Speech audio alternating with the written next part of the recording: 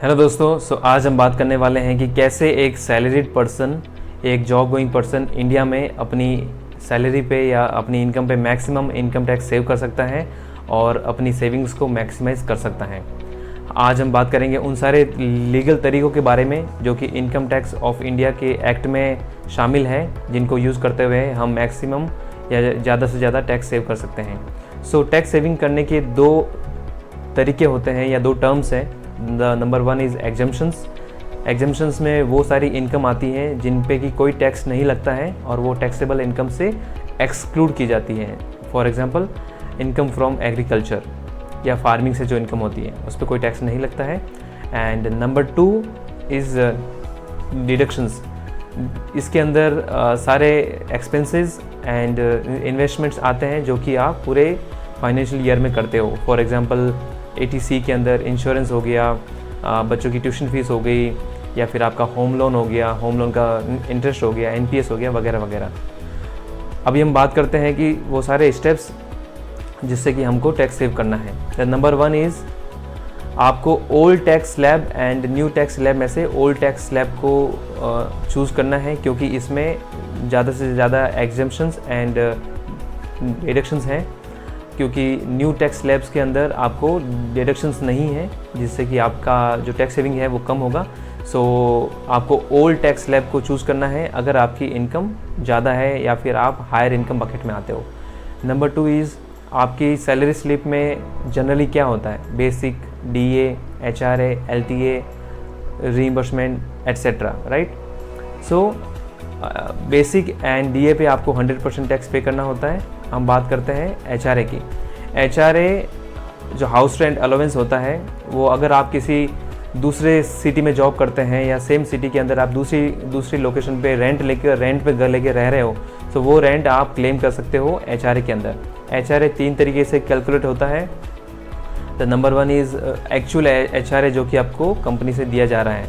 Number two is 50% of your basic in your metro cities and 40% of basic in case of non-metro cities. Okay, and number third is rent minus 10% of your basic. For example, कि अगर आपका monthly rent 20,000 है, जो कि सालाना 2,40,000 हो जाता है, और आपका जो बेसिक सैलरी है वो है सालाना 5 लाख रुपए। 5 लाख का 10% हो गया 50,000 रुपये। 2,40,000 में से 50,000 रुपये अगर आप माइनस करते हो, 1,90,000 रुपये आपका HRA आप क्लेम कर सकते हो।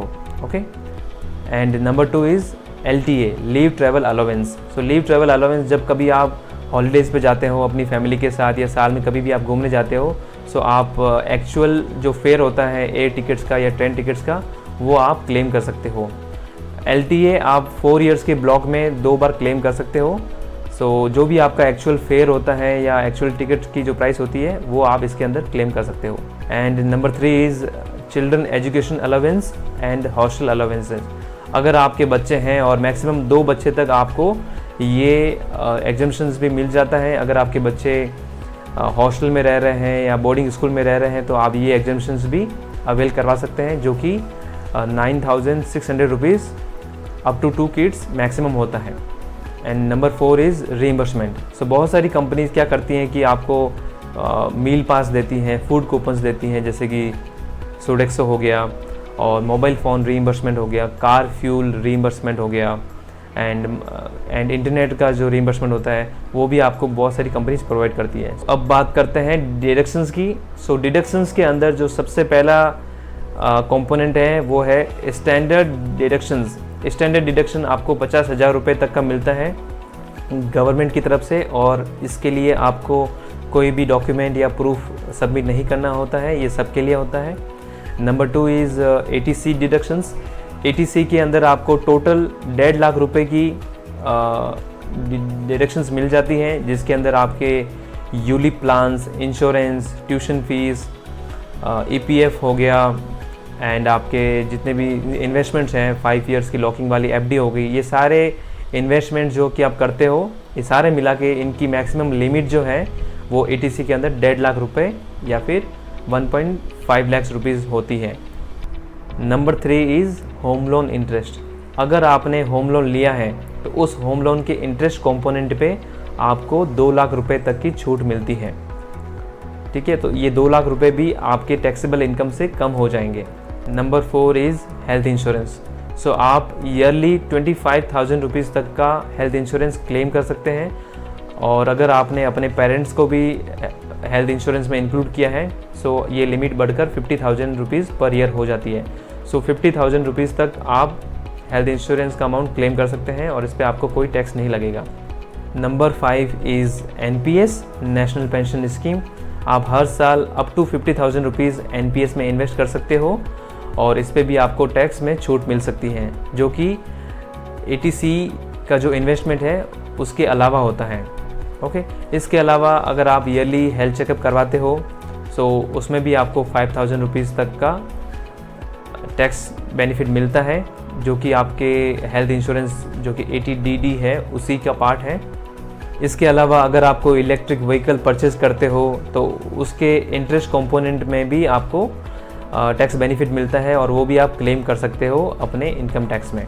सो ये सारे तरीके हैं जिनसे कि आप अपना मैक्सिमम इनकम टैक्स सेव कर सकते हैं। आइए इन सबको एक एग्जांपल से समझते हैं। सो मान लेते हैं कि आपकी सैलरी है 12 लाख रुपए।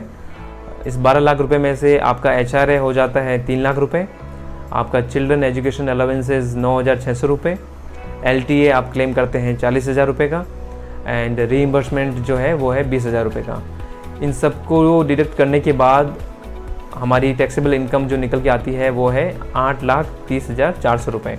अब इस टैक्सेबल इनकम में से अगर हम डिडक्शंस करते हैं जो कि होते हैं ATC के अंदर 1.5 लाख रुपये, होम लोन इंटरेस्ट का 2 लाख रुपये और हेल्थ इंश्योरेंस या मेडिक्लेम का 20,400 रुपये।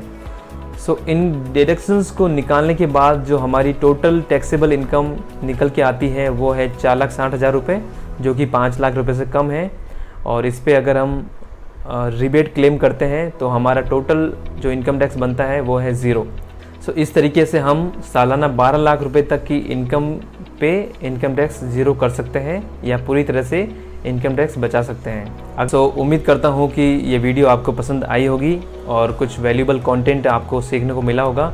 सो प्लीज़ इस वीडियो को लाइक करके चैनल को सब्सक्राइब ज़रूर करना और इस चैनल को प्लीज़ सपोर्ट करिए, और मिलते हैं एक नेक्स्ट वीडियो में नेक्स्ट टॉपिक के साथ। तब तक के लिए थैंक यू, जय हिंद।